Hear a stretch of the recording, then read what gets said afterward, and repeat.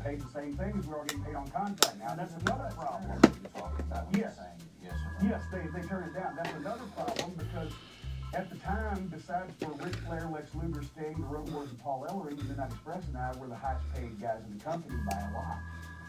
Because we had been the first ones to go when Jimmy Crockett thought he was going to get all this syndicated television revenue income and pay-per-view.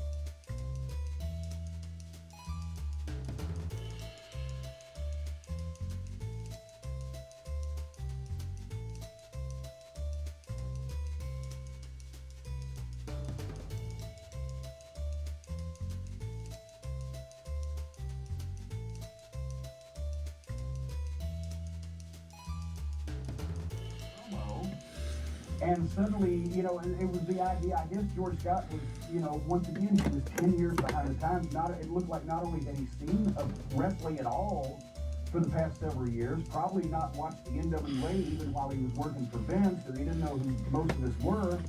But he started bringing back people that he'd worked with, not even just in the 70s, but in the 60s, and it was 1989. And I guess he thought, well, the Japanese are all taking over everything, so the rich Japanese businessman will buy the and oh my God. Odd choice. Odd choice. Is there a fear when someone from the office goes to competition that sensitive information, salaries, future plans? I'm sure, well, they didn't have any future plans, but salaries and contract information, et cetera, at that time, I'm sure there was. Once again, I wouldn't get that close to the office for another 6 months or so I don't know who was shaking like a dog shitting peach seeds at what JJ knew.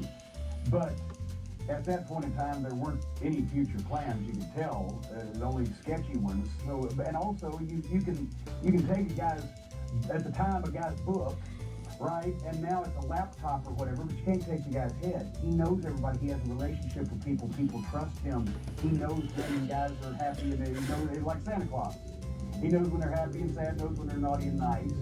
So yeah, you didn't want, you know, a guy that had been in the office that long going to the competition, but they couldn't help it.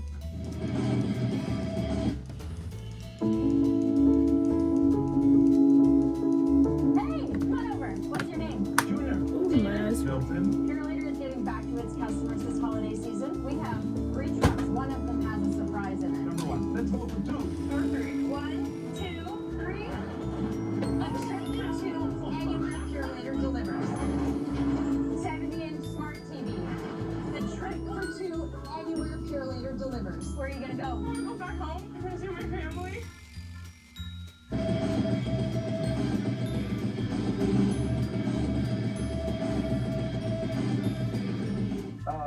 I was not in it personally yet, but Our from what I schedule gathered, wouldn't allow it. Tony was unhappy because he felt like he had been with Crockett since the early 80s. JR had come in 87 when they bought the UWF. And they made the call, Jeff Carr and the TBS, you know, program executives made the call that Jim Ross should be the lead announcer. Tony, obviously, got his feathers in a ruffle about that and started looking elsewhere. Steve Beverly have a hand in this? We sometimes hear everybody has said that, and you know, Steve Beverly did Map Watch, which was a bulletin that Steve also taught broadcasting at Auburn University down in Alabama, I believe it was. And he did a bulletin that was actually a nice, well-written bulletin that covered the television shows of all the wrestling promotions that were left at that point and the ratings and from a television slant. And Steve had a background in broadcast journalism and et cetera, and had done local television news and things, and so he kind of brought a nice perspective to it.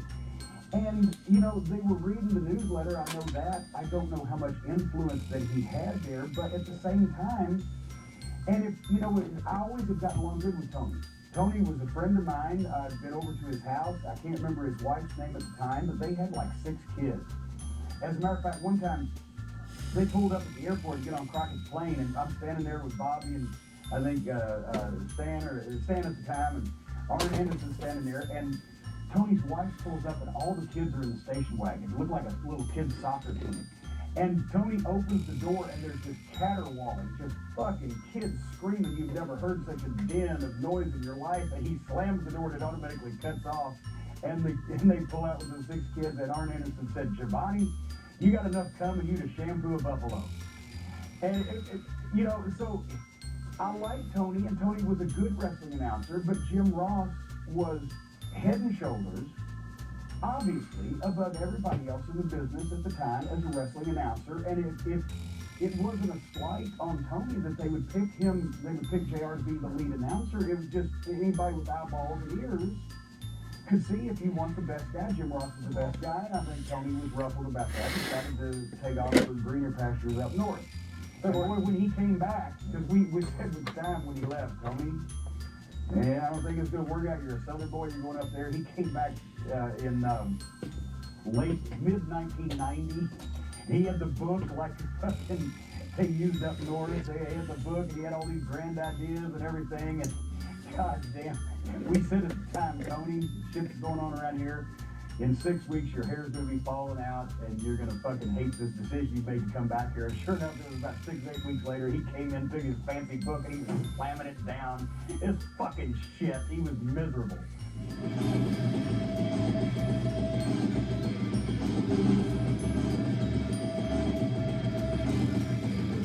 The headline was, "They're changing the scripts." I remember, I think it was in the Omni, we were sitting in the locker room, and that newspaper was there. They're changing the scripts, and they're talking about how pro wrestling is suddenly getting so big, like it hadn't been big the previous 50 fucking years, right? And that it's so big, and that this has happened, and they also, the TBS executives, they were getting pressed in Atlanta because Turner Broadcasting has bought into wrestling, and it's going to be a new day, and all of it talked about how they're going to have entertaining characters and changing the scripts and all this, and just everybody was disgusted. Yeah. Just fucking mad, sitting there mad, kicking shit. The guys who knew what was going on. Some of the underneath guys, they didn't give a fuck. They were booked, right? They were booked. They didn't care. They put a fucking tutu on it. But Flair was hot. And it wasn't just that article there, but it was a continuing series of articles talking about the new age of wrestling, and they were likened it to Gorgeous George, like wrestling's hot again on television. Wrestling has been hot on TV for the previous 30 fucking years in every market in the country, but suddenly they found out about it. And so, you know, it was in my, as a matter of fact, in my Christmas poem. I took my 1988 Christmas program, or Christmas poem. Was it? Or no, it was, The Grinch Stole Wrestling, my follow-up in 1990. The first few lines: "'Twas the night before Christmas, 2 years after the buy, and the state of pro wrestling would bring a tear to your eye. We're changing the scripts," the New York Times quote had read. "All the secrets were out, and pro wrestling was dead." It was fucking disgusting. And we sat there, and now we started to realize this shit is not going to be good, because not only is Vince telling people it's fucking fake, but our own fucking new owners are doing this mega media blitz where they're talking about how that everything is fake and scripted, and we're going to have these characters and we're going to change this shit, and everybody just started shaking their heads like, oh, fuck, this is not going to end well.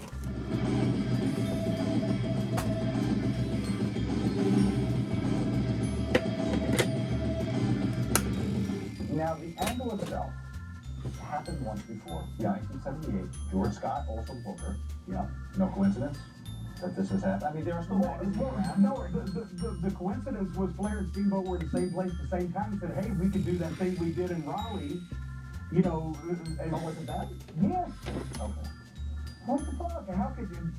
Flair loved that fucking angle. How many times has Flair been stripped down to his fucking shorts, right? But no, it was great. People loved it. But they had done it in 1979 or whatever, so 10 years later, they did it at a TV studio in Raleigh, and they drew money on it for fucking months and months. So now they've got a chance to do it on national television after 10 years. Yes, the hardcore fans remembered it had happened. Well, people say it couldn't happen again, but for a whole new audience. So, you know, George Scott may have said, hey, you remember that thing y'all did?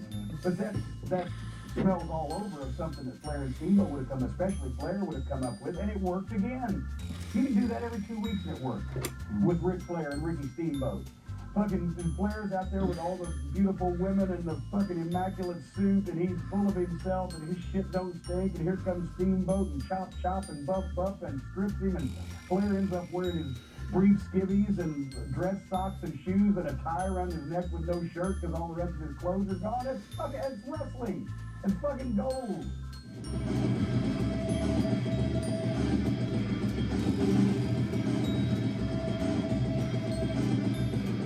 They turned face, by the way, after 3 months after we tried to turn them heel. They beat the fuck out of us in New Orleans because nobody wanted to boo the Road Warriors, so they just had to get them back in the right place. Well, I was going to say, the fans kind of had big dictate sometimes, and you just got to Yeah, it was ludicrous to think anybody was going to boo the Road Warriors, so they just got them back where they should be. Were they better faces or heels? Well, I've never lost so many men. You're lucky.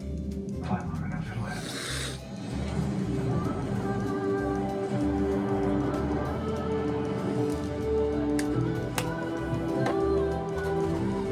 It's been an honor flying with you.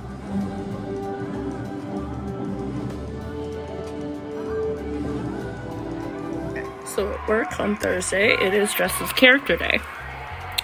So that's all I'm saying. This is all I'm saying. Just, you have one guess. You have one guess. So at work on Thursday, it is dressed as character day. So that's all I'm saying. This is all I'm saying. Just, you have one guess. You have one guess.